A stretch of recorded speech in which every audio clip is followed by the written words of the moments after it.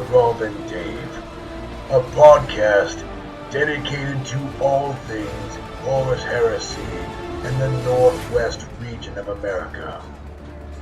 Please stay tuned for the next transmission.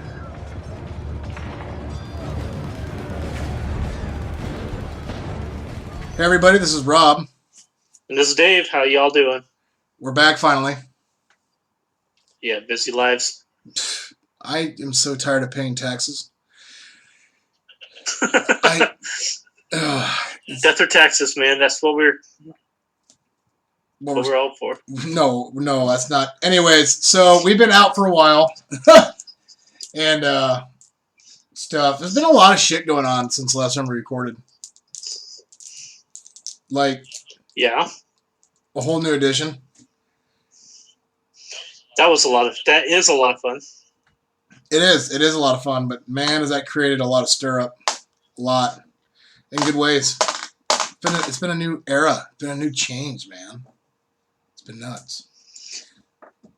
Yeah, and I've heard that from a lot of people. Yeah, I've seen that for a lot of people.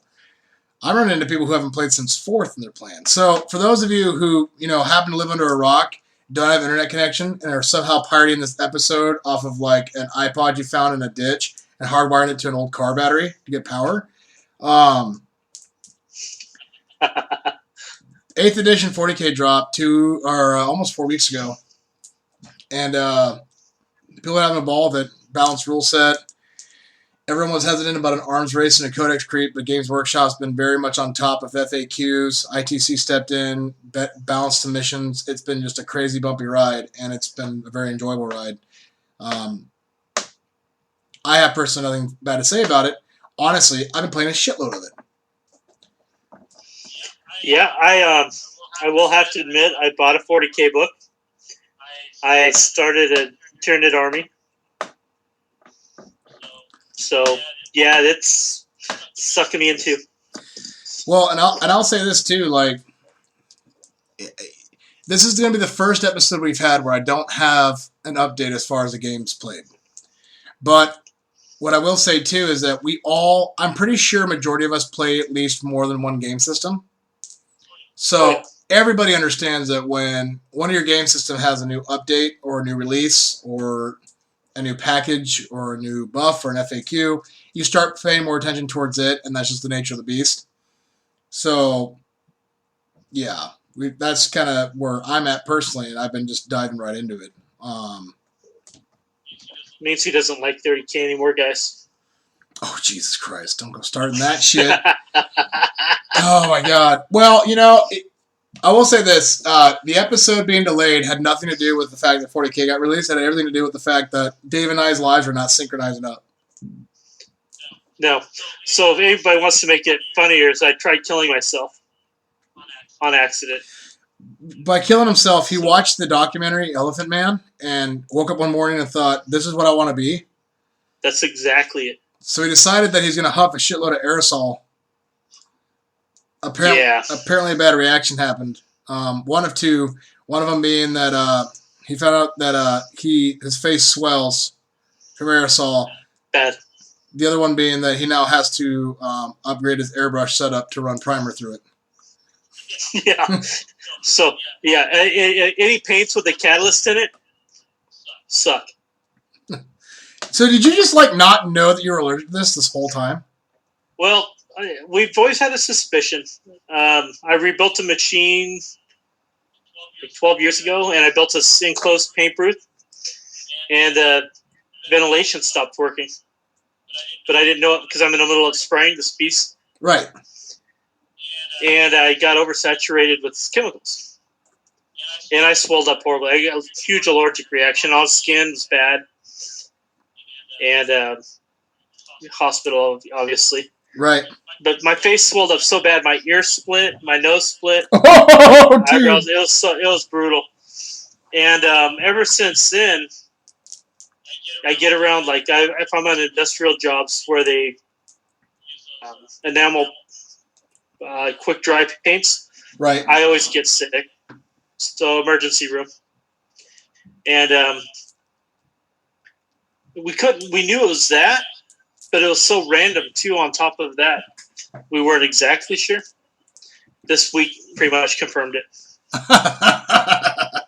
So into emergency room again. They mind you, I have 4 EpiPens. Right. Because they know that it goes from it's not so bad to you can't breathe now. Okay. So that's like me with bees. I really wish it was a bee because I ought to know. But now my hobbying has changed a little bit. Well, Dave, all I can say is I'm glad you're still with us. Yes, so's my wife. Yeah, I will say this. I don't know if I am the only person who did this, but I will say this. When I saw it come up on Facebook, I laughed only because we just talked 30 minutes before that post. You said, yeah, I'm not at work today.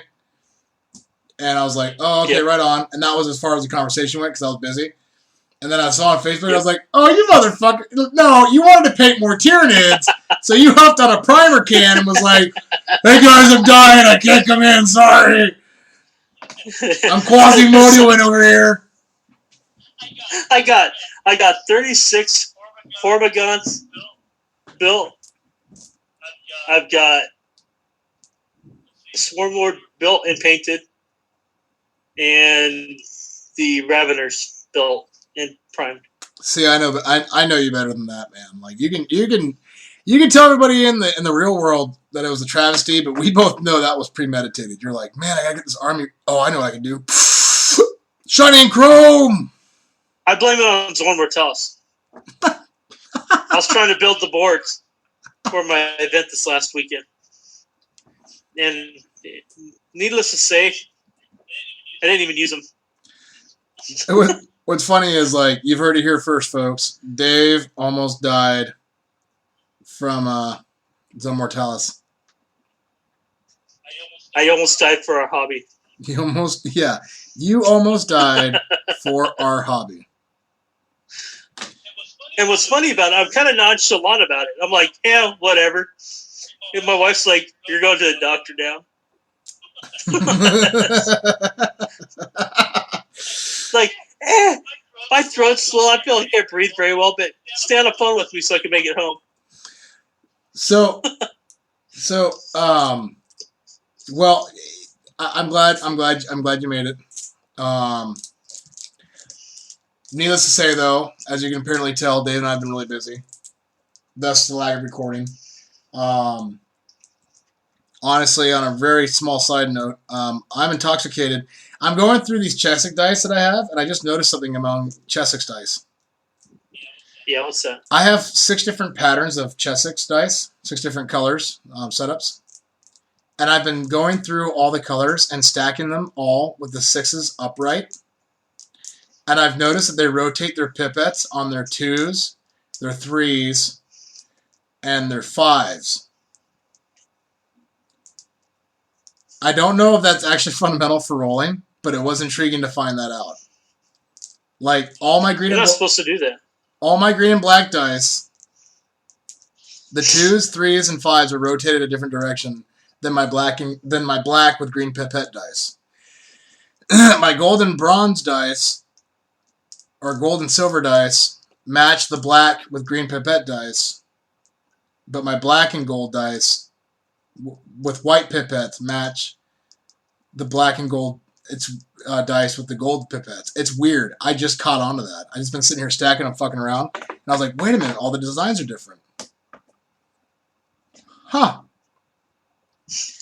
If we get a cease and desist from Chessex, I'm really sorry about that, but I just happened to come across that. So they're not consistent. No, actually, so like you've seen inspired. So check this out, Dave. So check this out. You guys can't see this. This is terrible radio, but like, okay, so both these 6s are on top of each other, right? That's correct. Okay. Now I'm gonna stack them on top of each other. Okay. So both 6s are on top. Okay. Side view. You know you can turn it. Hold on. Side view. Okay. You see what I'm talking about? Yeah, 2 and 3 and what the hell? Yeah, 2 and 3 and 5 are in different locations, and this one has a different 4 in a different location. Isn't that intriguing? So turn the 2s to match each other. Okay. I can't Because in order to make the 2s match each other, I'd have to have a 3 on top for this dice. What? Yeah! Is that some weird shit? I just started stacking my dice and I just noticed that. So now everybody knows that chess decks cheats. I wouldn't say they cheat, just their patterns are different. Go through your dice. That's all I can say. It could be a weight thing. It very much could be. I'm not a dice designer. I'm just over here. I am like fucking 9 beers deep, and I just happened to discover that. So, I don't know. Go through your dice. If you have different packs of dice, go through them and see. But what's funny is, too, that might, if the weight displacement's different, that might play a role in whether your dice have bad rolling or good rolling. Now I have to know what the proper placement is for dice. See? What the fuck? You see this rabbit hole? This is why I don't get anything done. Anyways, moving on. Moving on. So a lot of things I won't say have changed or are changing, but games played. I have none. What do you What do you have, Dave? What do you have for games played?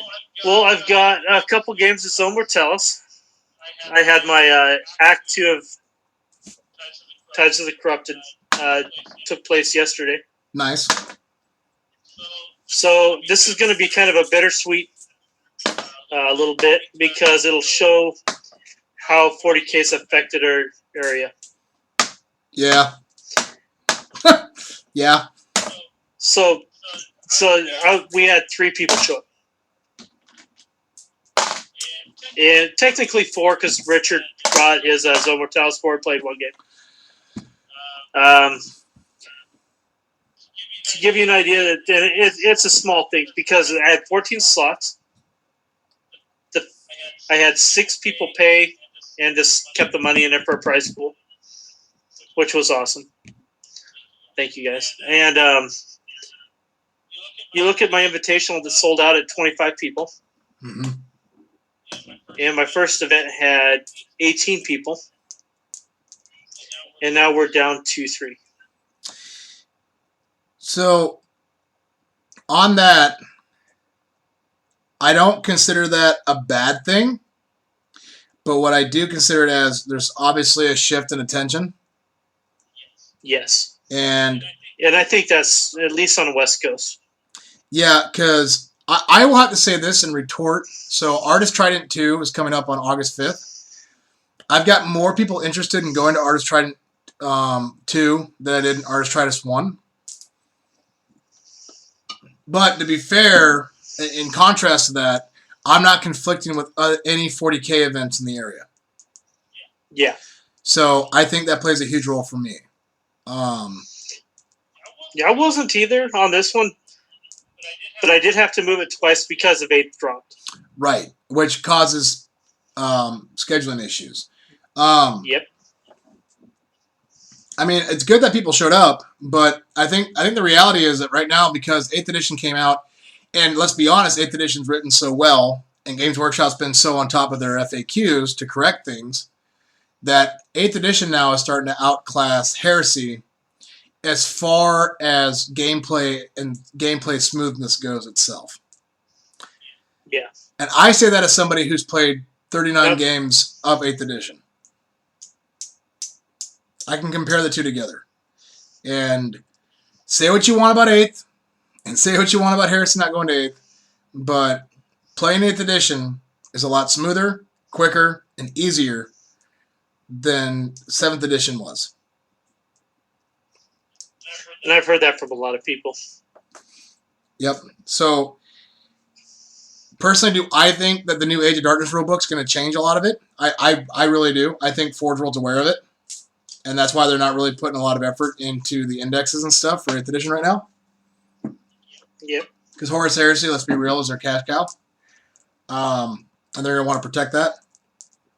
But as we stand right now, currently, 8th edition outclasses it as far as gameplay goes. How'd the event itself go? It was fun. Loyalists. I felt bad for the loyalists. It was kind of goofy. We played the last 3 games, 2-on-2. Yeah, I just rotated players because I wound up playing. Right. All of us killed the traitor.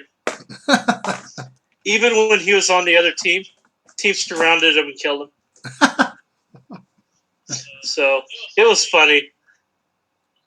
It was fun, and it's kind of the perk with Dragonflight coming up at the end of August, which I posted everywhere. They get to keep all their unit bonuses that I gave them throughout this game. So there's going to be some shenanigans going on. Right on. Right on.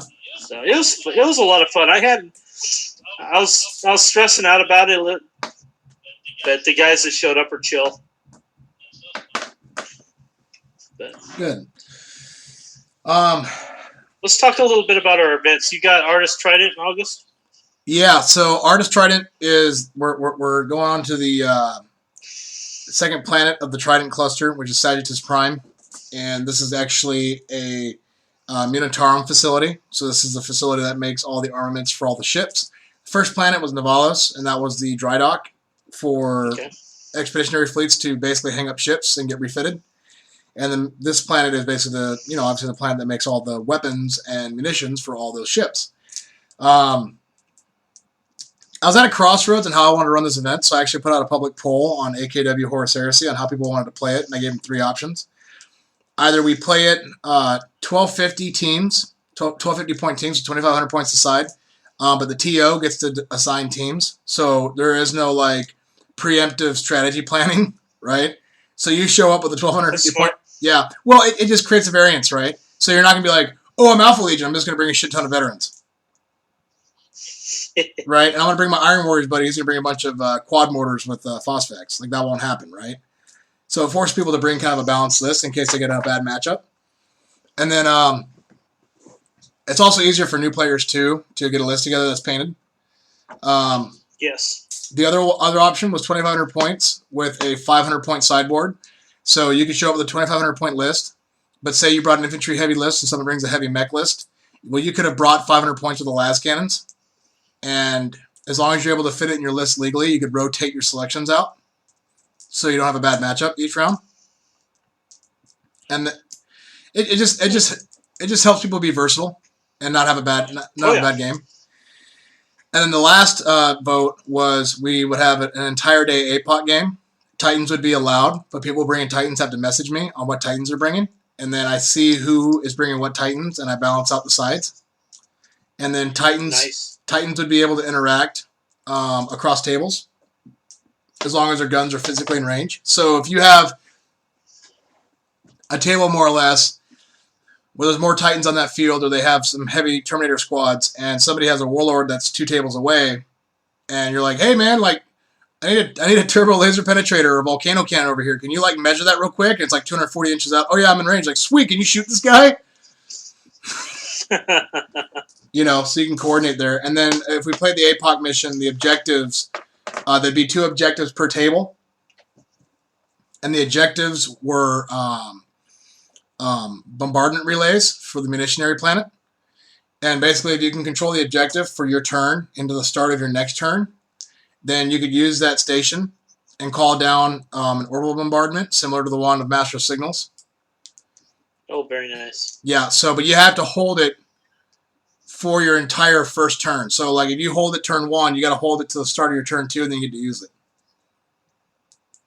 But scoring for objectives is escalated by turn. Oh, nice. Yeah, so you're still scoring the objective, but you don't get to use the benefit it had until you've held it for more than 1 turn.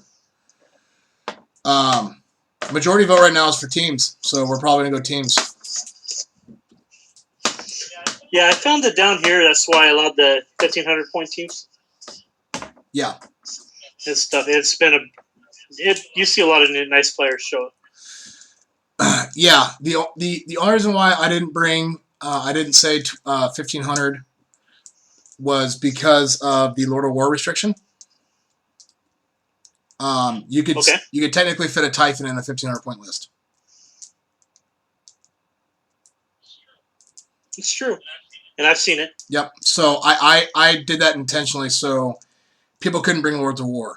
I I am going to put a caveat in there and remind people that if you want to bring a Primarch, you're more than willing to do so, but you got to bring a Primarch's Chosen detachment. Yeah. So, like, it's not that you can't bring a Primarch, it's just that you have to bring Primarch's Chosen to do that. Oh, yeah. If all who are listening thinking that's a good idea, if you need to score and your Primarch dies, you can't score. Yep, but I think that with everybody building 1,250-point lists and not knowing who their teammate is, it's going to be really hard to bring the big nutcracker lists.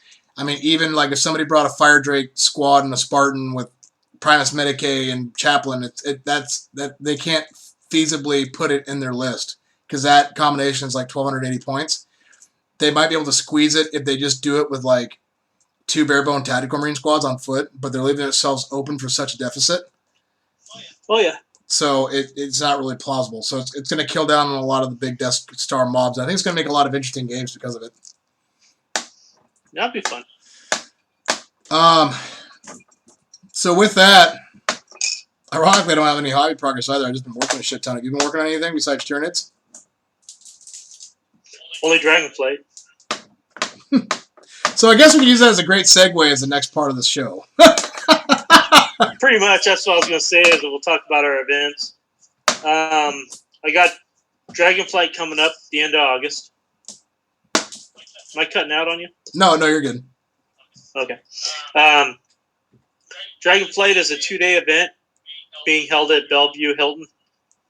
$30 entry, which is nice. All goes prize. We're being supported by Games Gizmos. And we have a cash bar in our event hall. Nice. Which is going to be fun. It's the final chapter of Tides of the Crafted. And this will probably be my last event till next year. So I volunteered to help out at LVO. We'll see if I hear back from that.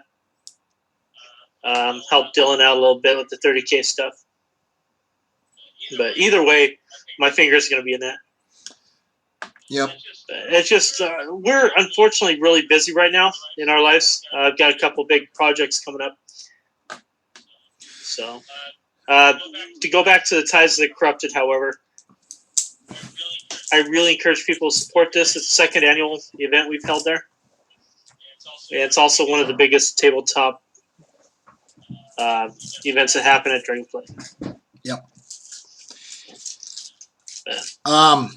For me, as far as events goes, we have Artist Trident 2 on the 5th of August, and then we also have Artist Trident Conclusion, which is going to be November 17th.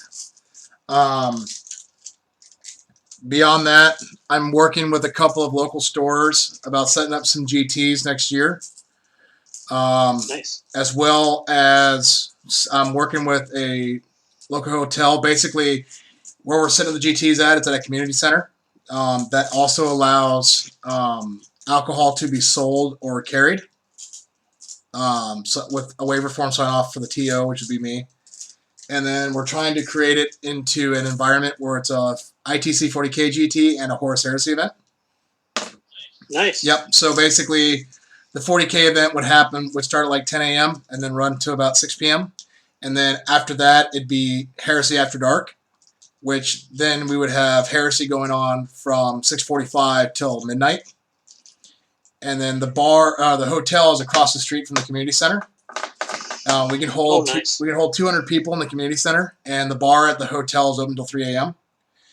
And I'm not going to make any promises as it stands as far as pricing stuff goes, but I'm looking at having the event set up to where you could pay for a night at the hotel and get your ticket, which will come with swag, special dice for the event, and swag donated by the stores locally, and it'd be for the entire weekend at $95. Well, that's not bad at all. Nope. And then it's also going to be, the first one's going to happen in winter, in February. So our air flights, our flights up to Alaska are going to be a lot cheaper because it's not going to be tourist season.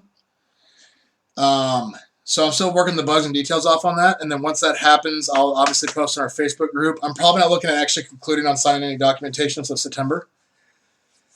But that's what I'm working on personally. Beyond nice, that, man. Yeah, we'll see. It's kind of a stretch, really, but we'll see because it really does show hope for it happening. Especially the 8th edition dropping. We've had a lot of people come out of the woodwork wanting to play not only 40K but also Heresy because they've been in the dark for so many years. Yeah. Artist Trident's really going to give a good vibe on how all that's going as far as attendance, but Trident 2 looks like it's going to have at least 5 more people than Artist Trident 1 did. But at the end of the day, where Dave and I are at right now is with the conflict of what our jobs are doing right now, with 8th edition dropping, and it being the high point of summer, is getting really hard to coordinate time to meet up and have content. Listener-worthy content. I agree with that 100% because we don't want to waste our time or yours. Right, and I'm one of those kind of people, like, a lot of you have known me from the Wolfkin podcast. Which has started up again. It did. It started up again. I even ended with the Wolfkin podcast, last episode I did. I said that the reason why the Wolfkin was going on a hiatus was because it's hard for me as a podcastee, I should say, it's hard for me to have a conversation with something that I'm not being involved in totally. And it's not that I'm not involved in Heresy, but I've been playing so much 40K lately that I haven't had a lot of time to dedicate to Heresy because of the whole, time management thing. So right now it's 40K focused. I'm sucked in like everybody else is. But that also does not mean that this hiatus is going to be the end of the show. We're just taking a very slight break until things cool off with 8th, and then the Age of Darkness rules pick back up, and then once that happens, we'll be back on. And there's also nothing to say either that on our hiatus, we're not going to show up randomly with an episode out of nowhere. It's just that we're not going to stick to our bi-monthly schedule, and we just don't want you guys to feel committed that we're going to constantly be putting out content for right now. It'd probably be once a month, every other month. Yeah, just whenever we feel like chatting, have some Heresy shit, drunk, want to talk. That's pretty much how it's going to work for right now. Yeah. Until things... Yeah, the personal lives in mind, I'll just give you an idea. Our company picked up a huge contract. On top of that, I work a full-time job. Mm-hmm. So not only do I do 60 hours of my normal job, but I'm also helping my father-in-law's company with this other project. And when that stuff starts happening, I have no life. And it's going to go on for a couple months, unfortunately. Yep. And for me, as of April, I've been working, they say it's 410s, but really it's more like 412s, Monday through Thursday. And then I am on call Thursday, Friday, and Sunday nights. And when I'm on call, it's not like go to work for a couple hours. It's like I go to work and then I'm gone for 15 to 18 hours. Yep. So it's... I know because I get the call. Yeah. It's it's a son of a bitch when it happens. So we're just this is not a farewell episode or we're done episode. This is a notification that we're just going to take a slight break and let things cool off as far as 8th goes, get some priorities in line with our personal lives once we have more time. And obviously, with more time means more interest and more involvement, then we'll be right back. Yeah, pretty much that. I'm sure you'll probably hear us from after Dragonflight and some of our events. But I just want to say thank you to the community for now hanging in there. Summertime in the Northwest is very busy. Yeah. This is proof. This is when we get our vitamin D. Yeah, right. We have lives. But I'm sure you'll probably hear more of us pick up in October, November. Yep. Oh, yeah. Yeah, absolutely. We'll be back. It's just... we'll be active online. It's just doing these podcasts are a little more difficult. Yeah, and it's not so much just the podcast itself. It's just... Because you can make a podcast about anything. You can literally podcast about how much you love cats. What makes it hard is synchronizing time with another person and then having enough content there to make the episode relevant for anybody listening or the person recording. Because, like, you guys listen to this episode, an average episode is about an hour and 15 minutes, but it takes us about 3.5 hours to make an episode. between or more. Between working out bugs, software issues, recording the actual episode, pre-talking, pre-setting up for content, then recording the episode, publishing the episode, and then sharing on Facebook and social media sites. It's about 3.5 to 4 hours for an hour and a half episode. So that's a lot of time to dedicate to it. And if you don't have quite enough content to make the recording worthwhile, you're really just wasting everybody's time. And that's what we're trying to avoid. I agree. So, on that note, you can still contact us. If you're not on Facebook, feel free to email me at northwest30k@gmail.com. I forward everything to Rob that's relevant. Yep. The naked pictures he really loves. Yeah, please, dick pics, but underside only. We got the Northwest 30K Boxcast. You can contact us through the Facebook page, Northwest 30K. Yep. And then we got the Legions United group. But we're easy to get a hold of. But we could see the community is very busy right now with other things. So it's kind of like we just don't want to waste your time or ours. Right. Exactly. And it's like, it's nothing against the community. It's real life is real life. Yeah, and it can be a son of a bitch sometimes, but we'll be back. It's not the end. Oh yeah, well, it's like we're going on vacation. Yeah, pretty much, and it won't be an extremely long vacation. We just cannot commit when we'll be back. Exactly. Just show up to Dragonflight, August 26th and 27th. We'll have a few beers. We do have a guy flying all the way out from the Yukon. Thank you, Ian. Rob was going to come down. Again, real life got in the way. Yep. The one person my wife was going to let stay with us, which I give him a crap about. Well, yeah. God. You're going to third degree me through this shit. It's not that I wanted to. No, life's real. And so, but anyway, it is. I hate goodbyes, and it's not a goodbye. I don't even know what else to say. Well, all I can say is, if you're ever on Brazers.com, you can find me there. You got that finally. It clicked. Nah, this is not farewell. Dave and I are very much involved in social media, so by all means, reach out to us. We will be back to check in after our events and stuff. We just can't commit to any kind of a schedule until things cool off, literally and figuratively. So, yeah. Also, though, if you miss Rob's voice so much, the Wolfkin did start back up, and Rob is in it. Yeah. I'm in it, equally as intoxicated. And that podcast, it's kind of a goofy podcast, but we do also hit points on competitive 40K playing, tournament involvement, hobby updates. It's kind of an all-rounder show, but it is more focused for 40K. Ironically, what I've been playing a lot of lately, so it kind of works. So, and that's where we started. Yep. So it's a big full revolution. Now Ryan and Jedi. I'll say Ryan and Rob do really well. Kyle's good people too. Jedi is good people. He does good. Good. So, I'm not gonna Kyle. I'm just being a brat. Yeah, no. Kyle's only problem is that he plays Space Wolves. I mean but we can forgive him for that. Is that his name? Yeah, believe it or not. Huh. I just let the cat out of the bag. Damn it. I mean, it's Jedi. His name's Jedi. Damn it. You didn't hear that from me. He plays Space Puppies.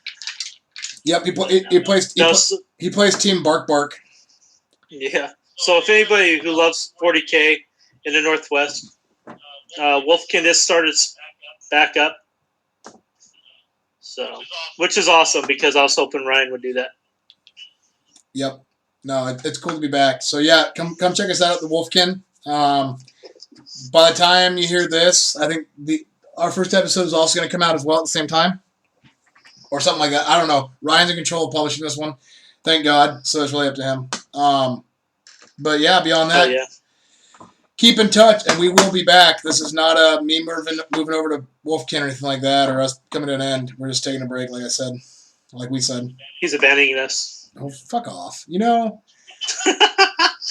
it's like my name isn't fucking Horace, dude. I don't just drop out of shit because it's not convenient for me. No. Like I said, I did. This is our polite way of saying that we have very busy lives right now. So I'm sorry, but we're out of here for now.